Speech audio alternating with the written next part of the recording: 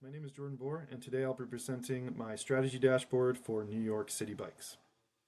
Popularity for city bikes has increased since its launch in 2013, and the rise of the COVID-19 pandemic only created higher demand as people refrained from using major public transportation.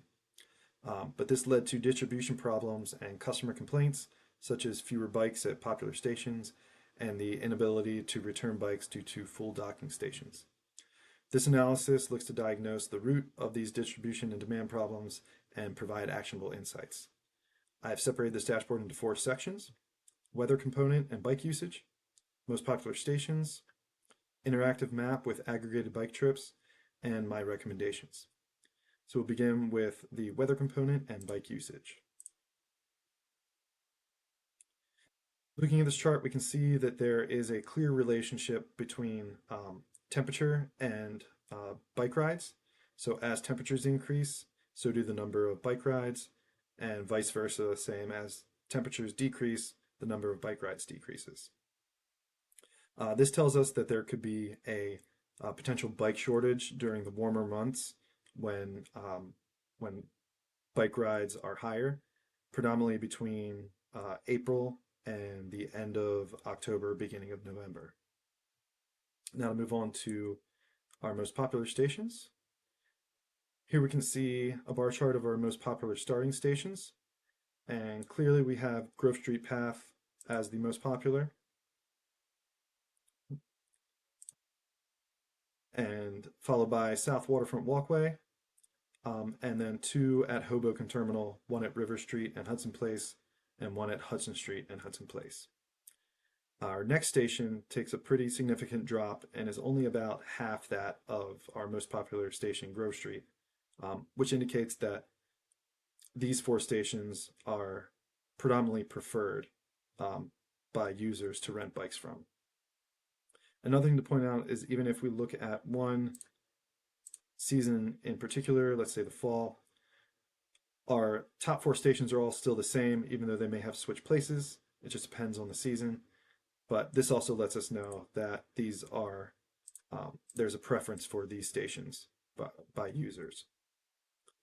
So now to look at our map where we can kind of see the number of routes between stations. Right now it's a little hard to see, so we're going to add a filter for the number of trips and only look at those that have more than 3,000 trips. So here we can see they are predominantly located on the New Jersey side of the Hudson River along the water line.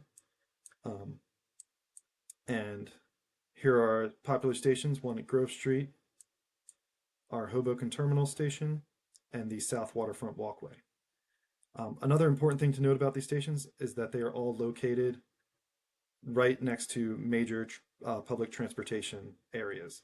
So at the Hoboken Terminal and the South Waterfront Walkway, you have ferries and the subway and light rails.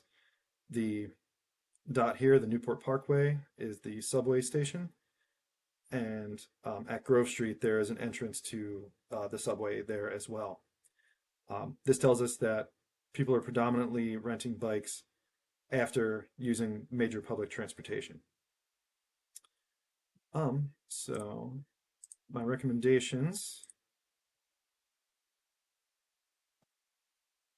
So in conclusion, City Bikes should focus on these objectives moving forward, add more stations to the locations along the Jersey side of the Hudson River, particularly around Hoboken Terminal, Newport Center near the Holland Tunnel, downtown Jersey City along the water line, and north up Sinatra Drive to 14th Street. These are the locations where the most popular stations are, and also along the areas of the major public transportation. In addition to those, more stations should also be added more inland around major public transportations areas such as Journal Square transportation, where there's a big bus depot, and especially Grove Street and Christopher Columbus Drive. This Grove Street location is very popular since it's at the heart of Jersey City, has the entrance to the subway station and a number of shops and restaurants in that area. And finally, to ensure that bikes are fully stocked at all these stations during the warmer months in order to meet higher demand, but then also reduce supply in late autumn through the winter and into early spring to reduce logistics costs. These slower months can also be used to conduct maintenance on any bikes that might need it and to determine if upgrades or replacements are needed. And to answer the questions, how much would you recommend scaling bikes back between November and April? Well, if we look back at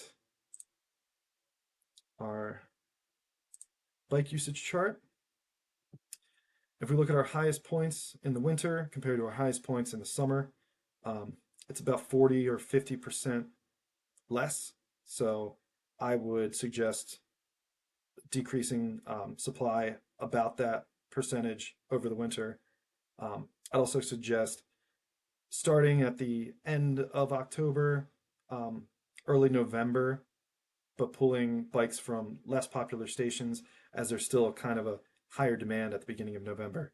But by the time mid-November hits, you can see the drop here. So bikes can be reduced by about 50% at that time. And then introducing bikes back in about mid-March to the more popular stations and fully stocked by April for the higher demand, warmer months. Next, how could you determine how many more stations to add along the water? For this, would probably need a little more data, as this data set didn't include the number of bikes that were currently docked at the stations. With that information, we could see how the supply met the demand. But another idea is to conduct surveys to get user feedback, so that people can tell us where the pain points are for them, where they'd like to see more stations around, or where it's hard to find a bike because they've all been rented. And finally, what are some ideas for ensuring bikes are always stocked at the most popular stations? One idea is to have real-time bike tracking to monitor stock levels and then redistribute from less popular stations to higher popular stations. Maybe installing IoT sensors at the docking stations to notify operational teams when they are getting low so they can restock from lower popular stations. And then even predictive analysis, again, we'll need more data for that, but using historical data to anticipate the rushes and the higher demand times, so that stations can be stocked before those, ahead of time for those times. Please feel free to reach out with any other questions, and thank you for your time.